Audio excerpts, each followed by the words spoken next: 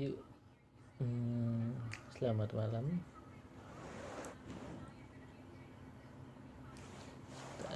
Saya adjust dulu ya, kurang tinggi. Oke.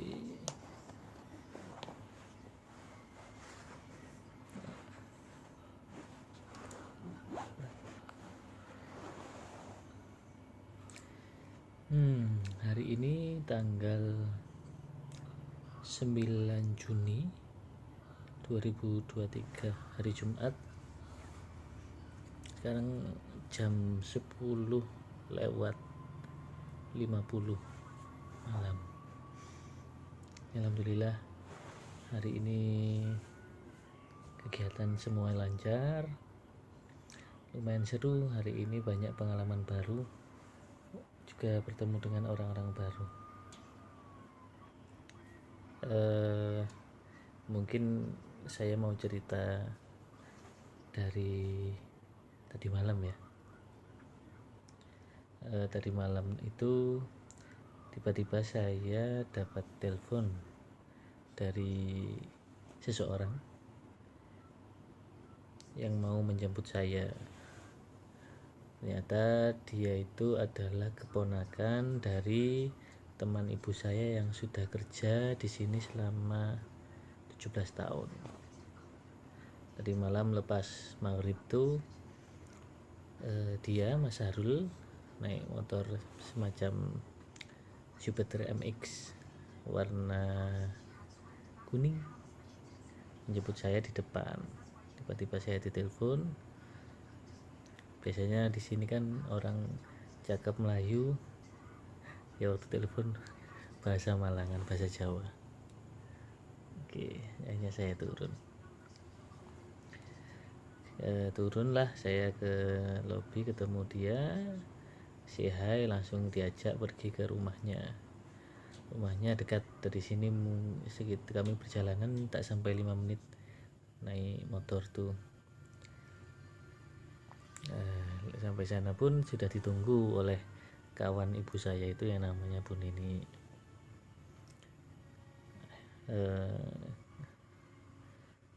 Setelah itu kami tidak masuk rumah dulu. Kita sampai rumahnya itu di depan rumah ya, di depan rumah. Setelah itu langsung diajak ke kedai untuk makan malam. Saya pesan nasi goreng, terus disuruh oleh Bu Nini itu untuk coba Milo Ice, es Milo. Nah, waktu es Milonya datang itu kan langsung saya minum. Ternyata apa ya, rasa es Milonya itu berbeda dengan di Indonesia. Jujur saya lebih cenderung suka yang di sini. Gimana ya, rasanya lebih strong gitu loh, coklatnya kayak apa ya, lebih kuat gitu aja sih.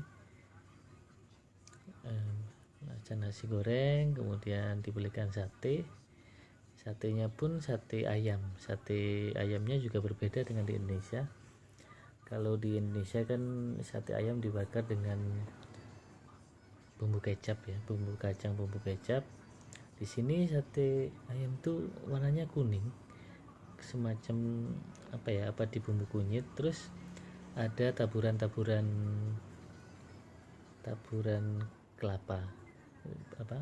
kelapa yang sudah diparut itu.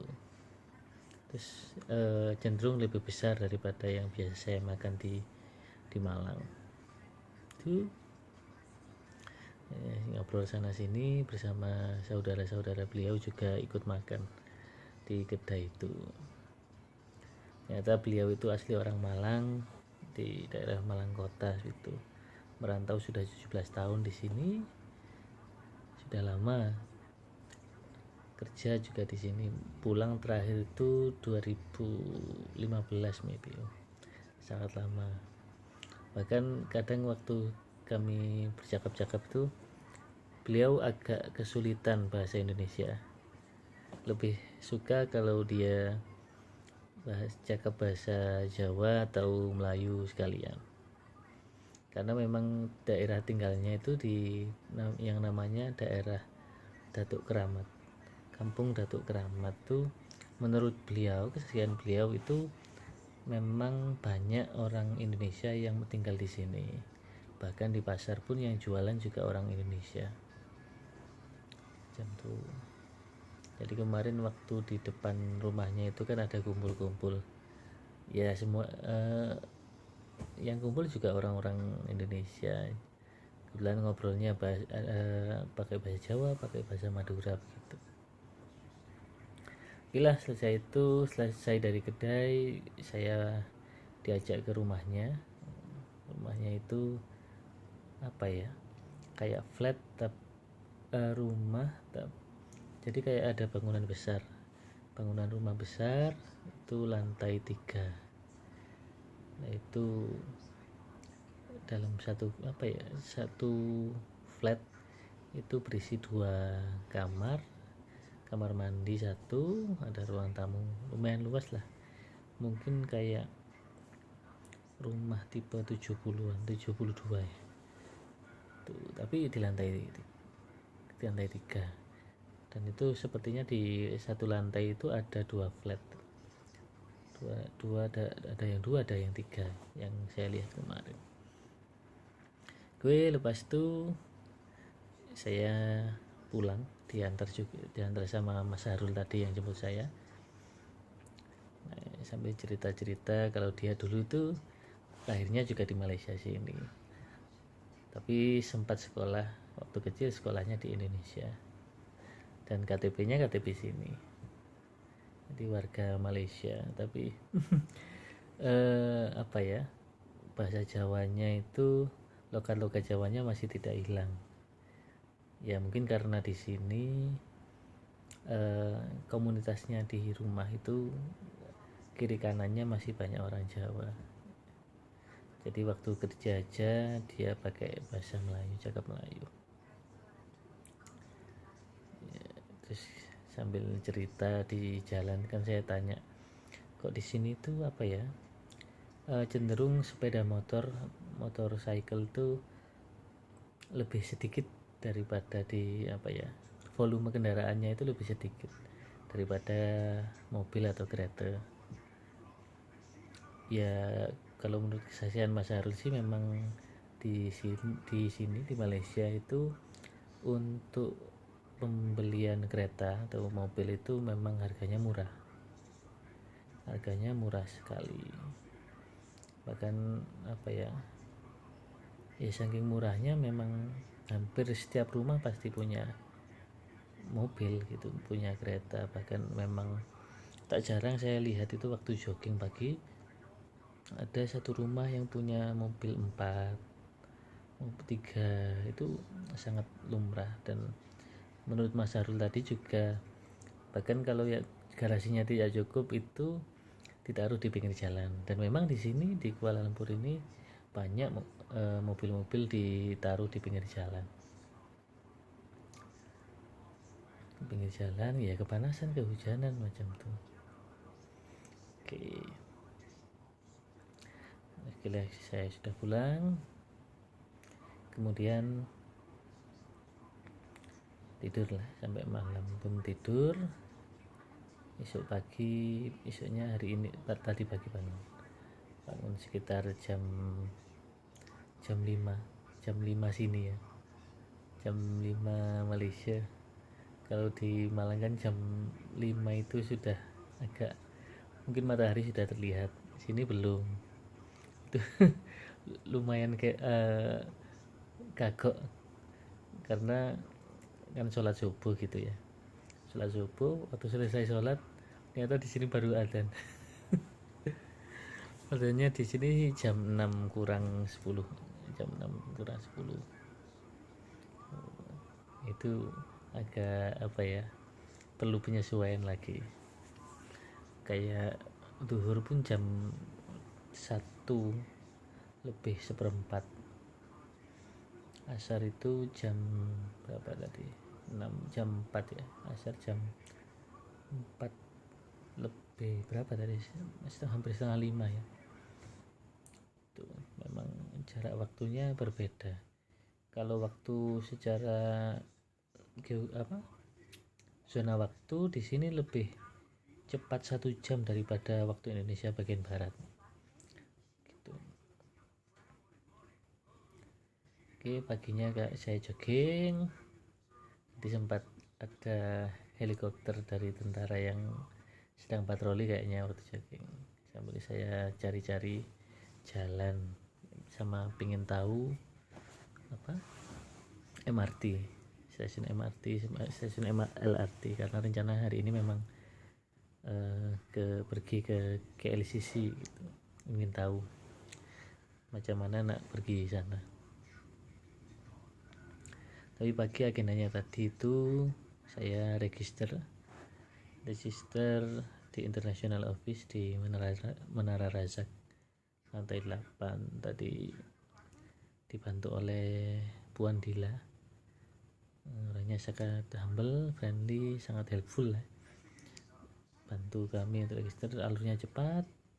Dari lantai 8 verifikasi dokumen, kemudian turun ke lantai 2 untuk register.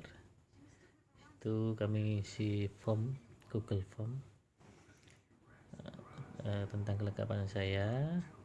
Langsung setelah itu kami dapat KTM, kartu tanda mahasiswa atau IC, identity card dari UTM sebagai mahasiswa baru di sini.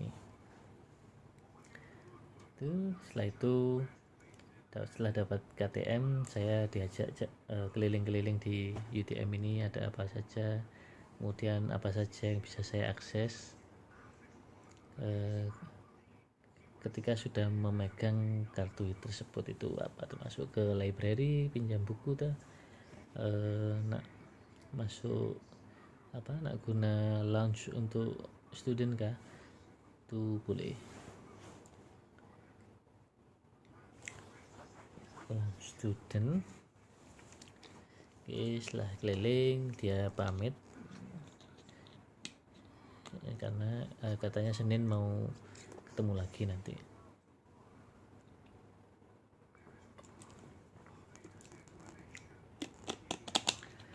Oke, lalu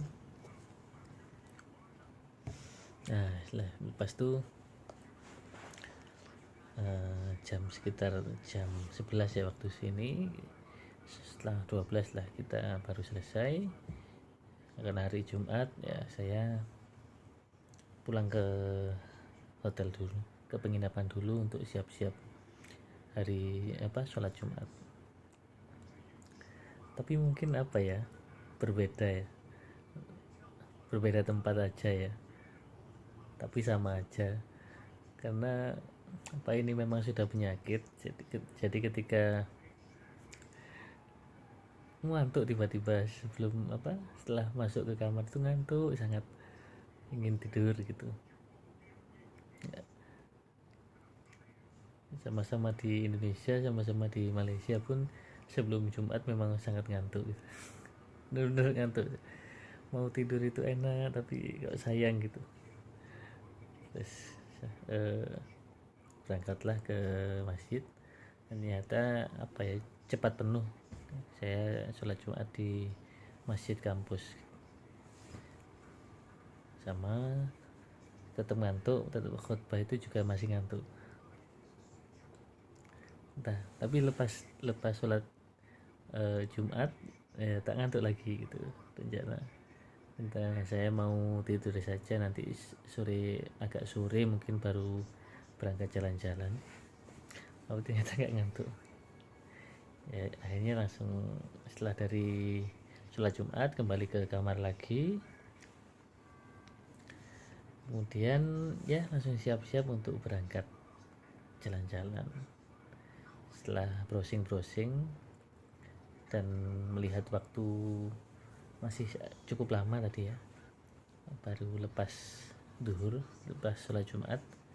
Kayaknya kalau ke KLCC itu terlalu singkat, terlalu cepat waktunya, sehingga saya cari destinasi agak jauh lagi. Meskipun juga sebenarnya nggak jauh-jauh amat sih, kalau di sini KLCC itu pun sekitar 4-5 kilo aja, tapi itu naik LRT.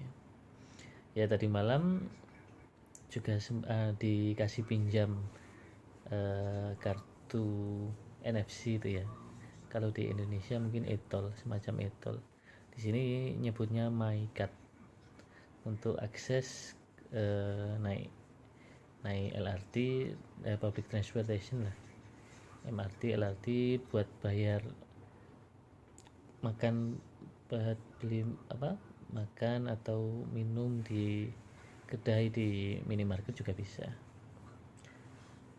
E-money itu ya. Setelah itu ya berangkatlah jalan dari sini, lumayan sekitar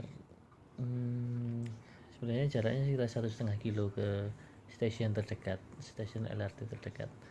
Itu jalan yang lama di situ, sempat hujan. Pas tengah jalan itu kok berangkat apa enggak gitu, ternyata hujannya enggak terlalu deras, ya, berangkat aja mau. Itu sampai LRT saya top up dulu, tambah duit semula, lepas itu ya masuklah ke LRT cepat. Saya pergi ke stasiun Pasar Seni, itu stasiun terdekat untuk menuju ke Masjid Negara. Masjid Negara itu masjid kalau saya lihat semacam masjid Istiqlal kalau di Jakarta. Oke, sampailah di stasiun Pasar Seni. Stasiun Pasar Seni itu jalan lagi, dia dari flyover, jadi tak perlu nyebrang di jalan raya. Setelah flyover turun, terus juga lewat underpass, walking underpass. Tibalah saya di Masjid Negara tuh. Di Masjid Negara tuh ya sama ya seperti yang saya ceritakan kemarin, banyak burung gagak. Burung gagak itu banyak di sini, burung jalak banyak, warawiri di atas masjid. Masjidnya luas sangat, masjidnya tuh full dominan warna putih, kemudian ada birunya sedikit, atapnya warna biru. Nanti bisa lah searching Masjid Negara Malaysia itu macam mana. Nah terus di area masjid tuh, itu yang saya first impression, yang saya sedikit bukan tercengang, tapi sedikit masa heran ya tidak menyangka-nyangka. Jadi di sana itu memang salah satu tempat wisata sepertinya, karena banyak turis-turis asing yang dari Europe, dari Amerika, dari Asia, Cina, itu di area pelataran. Saya kira ya cuma di area halaman itu saja. Ternyata saya masuk ke dalam, ternyata memang menjadi di dalamnya pun boleh masuk, tapi memang jadi di setiap pintu masuk itu ada petugas yang menjaga. Ya kalau turis asing mau masuk atau turis lah ya yang tidak berpakaian muslim, atau mungkin ketika yang wanita nggak pakai pakaian yang tertutup full sampai atas, itu disediakan semacam jubah warna ungu. Kalau laki-laki, turis laki-laki yang pakai celana pendek, di sana disediakan sarung.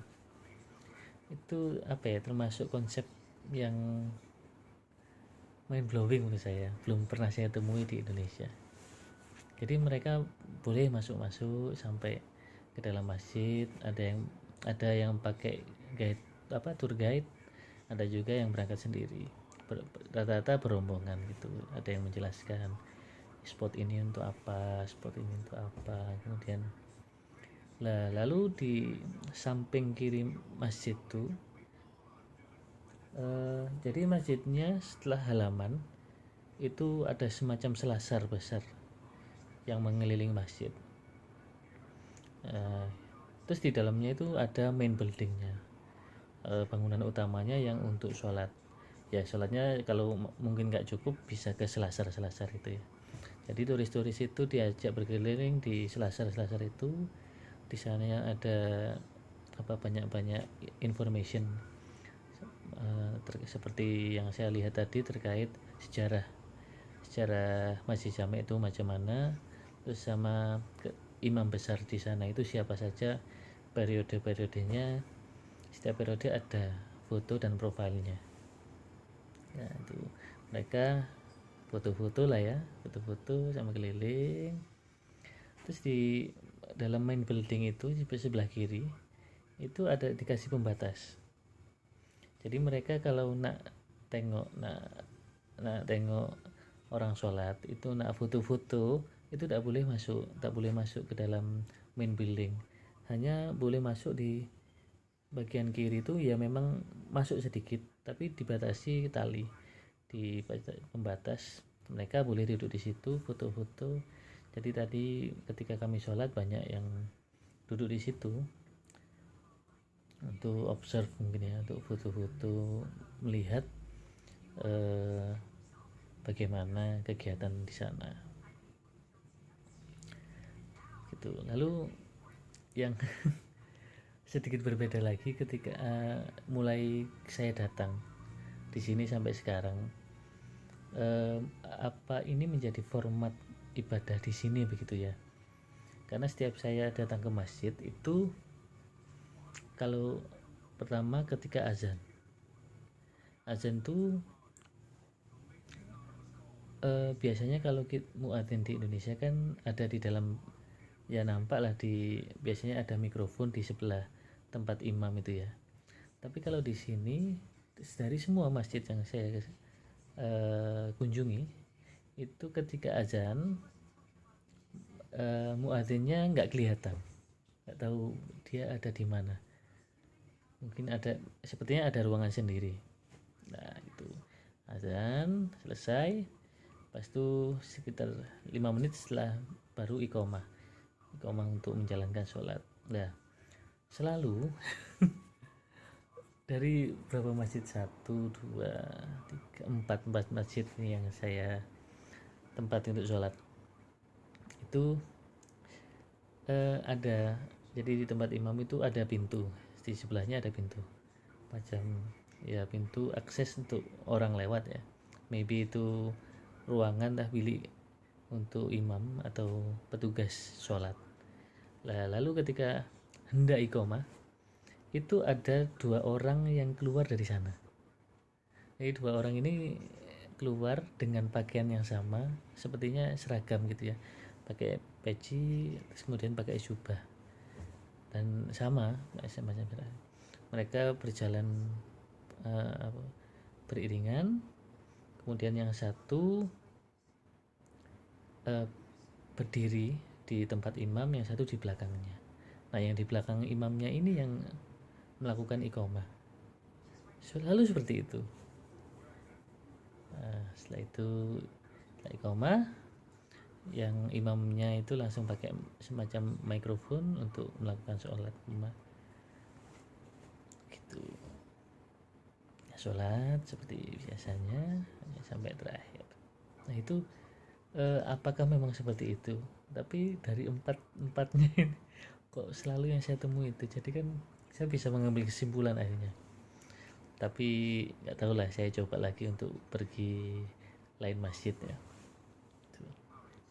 Oke, sampai situ, sampai selesai dari dari Masjid Negara. Masjid Negara itu sekelilingnya ada beberapa kantor, dan salah satunya ada di depan masjid itu ada kayak bangunan tua antik gitu loh, nggak tahu nama bangunannya apa, sempat tanya karena keburu pulang, sempat foto-foto di situ. Jadi semacam mungkin bangunan itu masjid yang lama kemudian tidak dipakai, pindah ke situ, itu saya kurang tahu.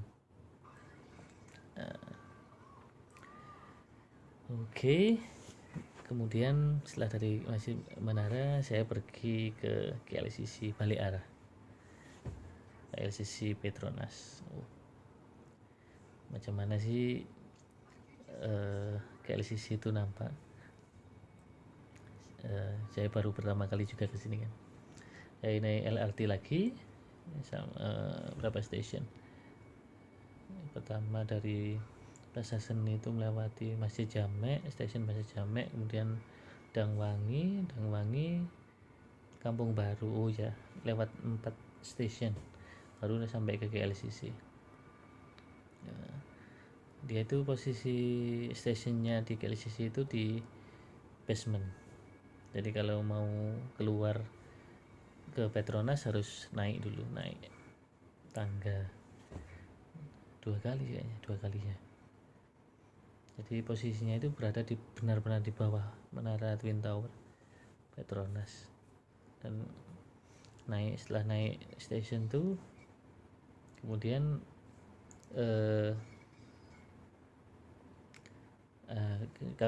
saya masuk mall,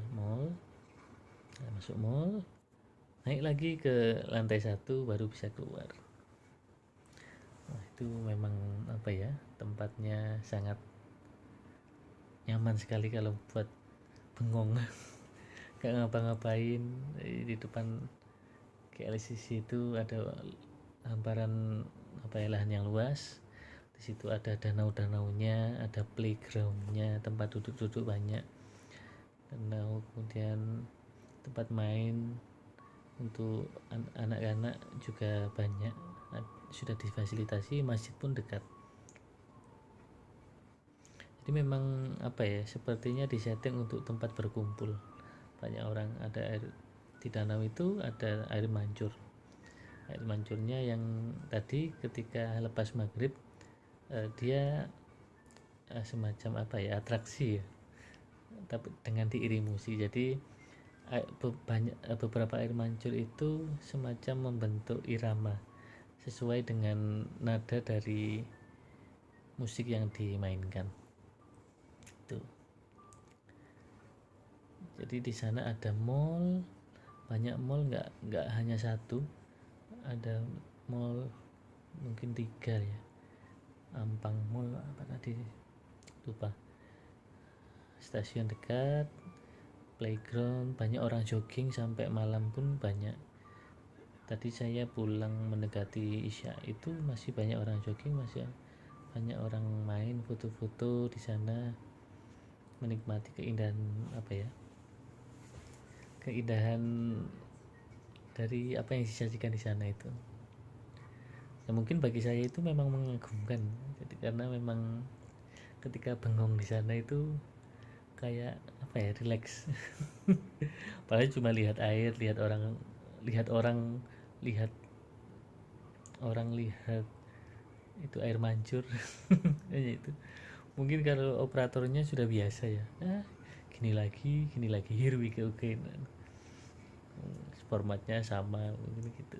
Tapi bagi saya yang baru pertama kali mungkin capek jalan dari sini, dari Kampung Keramat ini, dari UTM, ya tempat yang sangat cocok untuk melepas penat. Oke, setelah itu barulah saya pulang sampai sini. Dari KLCC tadi sampai ke sini tuh berhenti 2 stasiun. Dari Ampang, KLCC Ampang, sudah sampai ke stasiun Damai itu turun lah. Saya dari Damai, tadi hujan jadi agak lari sedikit lah. Di situ tadi waktu perjalanan pulang ada satu minimarket ya di kampung yang saya lewati. Jadi saya tadi nerabas potong kompas ke salah satu kampung di sini. Itu ada kedai yang minimarket yang jualan banyak produk-produk Indonesia kayak pop mie, Indomie, kerupuk warna-warni. Itu ada kerupuk yang panjang kayak pipa warna pink sama putih kadang itu, terus kerupuk yang ini. Wah, saya rasa ini kayaknya orang Indonesia nih. Pas saya masuk ternyata bukan. Lumayan kecewa, tapi tak apa. Sehingganya apa ya, ketika berada di sini melihat produknya sekedar pop mill yang saya sendiri mungkin di Malang sering lihat, mungkin nggak mungkin beli lah ya, apa jarang sampai bosan lihat. Tapi ketika di sini itu apa ya, ada semacam rasa yang nggak tahu ya, nggak bisa deskripsi, senang gitu loh. Oh, ada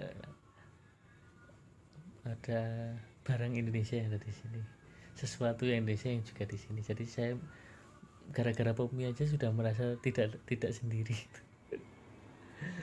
Contoh ya, jalan gitu. Oh iya,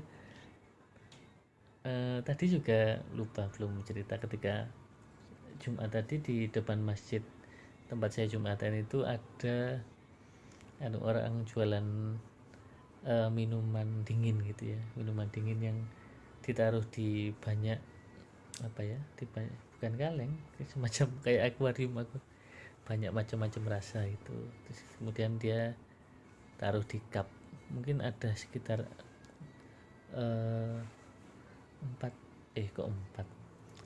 mungkin 10 varian pun ada, kayak 10 varian itu ada beda-beda rasa. Ada Milo Ice, kemudian tadi yang saya ingat ya, ada lychee ice, cendol ice Milo, ice kelapa muda, terus ribena apa gitu, banyak lah ya, macam-macam yang apa ya, biasanya kalau di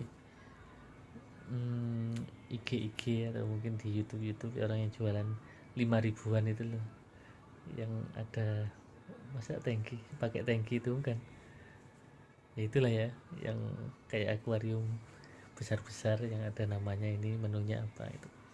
Saya panas-panas ini kan, coba lah beli, ternyata nggak boleh bayar. Memang apa ya, setiap Jumat orangnya niat bersedekah gitu. Jadi banyak, ramai tadi, padahal apa ya, cupnya itu pun bukan cup plastik yang kecil, itu cup plastik yang paling besar kalau menurut saya, yang paling besar, yang large gitu. Itu free, dan ambil lebih dari satu pun boleh. Saya tadi bolak-balik ambil, itu pun tak apa, malah justru suruh ambil sendiri gitu. Oke lah, itu sekian untuk hari ini, dadah.